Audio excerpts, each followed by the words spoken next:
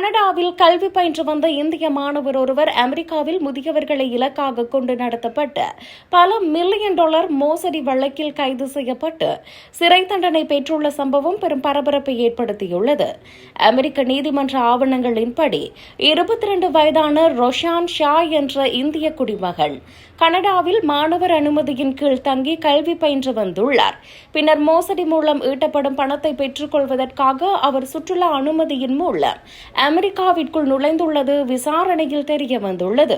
எனினும் அவர் கனடாவின் எந்த மாகாணத்தில் வசித்தார் அல்லது எந்த கல்லூரியில் படித்தார் என்பது குறித்த விவரங்களை அதிகாரிகள் வெளியிடவில்லை. அமெரிக்காவின் பல்வேறு மாநிலங்களைச் சேர்ந்த 15 முதியவர்களை குறிவைத்து இந்த மெகா மோசடி திட்டம் அரங்கேற்றப்பட்டுள்ளது. பாதிக்கப்பட்டவர்களிடமிருந்து பல்வேறு வழிகளில் சுமார் 3.7 மில்லியன் அமெரிக்க டாலருக்கும் அதிகமான தொகையை ரோஷன் ஷா வசூலித்துள்ளார்.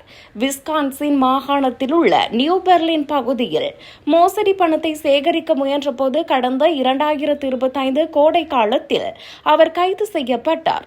பண மோசடியில் ஈடுபட சதி செய்த குற்றத்துக்காக விஸ்கான்சின் கிழக்கு மாவட்டத்துக்கான அமெரிக்க மத்திய நீதிமன்ற நீதிபதி ரோஷன் ஷாவுக்கு 48 மாதங்கள் சிறை தண்டனை விதித்து தீர்ப்பளித்துள்ளார். அமெரிக்க அரசு வழக்கறிஞர் அலுவலகம் இந்த தகவலை அதிகாரப்பூர்வமாக உறுதிப்படுத்தியுள்ளது.